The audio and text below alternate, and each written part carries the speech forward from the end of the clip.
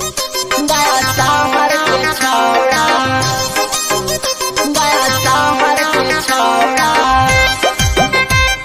Mix by सूरज ओझा। काट लेला को गया शहर के छौड़ा। मैया चहली जवानी हमर घाट देला का, मैया चहली जवानी हमर घाट देला का। गया जिला के छौड़ा गलिया काट लेला का, गया जिला के छौड़ा गलिया काट लेला का। गया शहर के छौड़ा एगो नवादा के छौड़ा होठ चाट लेला का, एगो नवादा के छौड़ा होठ चाट लेला का। गया जिला के छौड़ा गलिया काट लेला का, गया जिला के छौड़ा गलिया काट लेला का।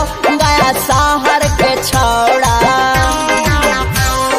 नवादा के छौड़ा काट लेला का। गया शहर के छौड़ा मिक्स बाय सूरज ओझा।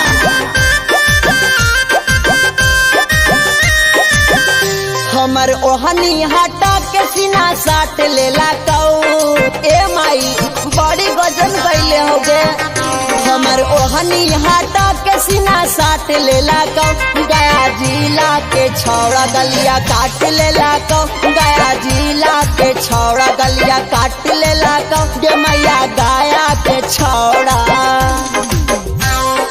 नवादा के छौड़ा काट लेला कौ। गया शहर के छौड़ा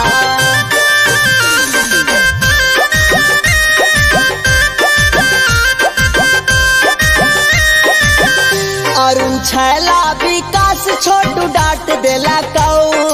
ए मैया सोना गया हमके रहिया चाले में उदाबास देला कौ।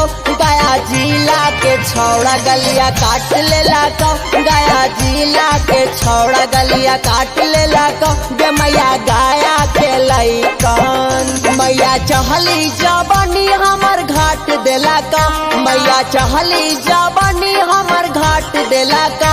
गया जिला के छौड़ा गलिया काट लेला का, गया जिला के छौड़ा गलिया काट लेला का। गया शहर के छौड़ा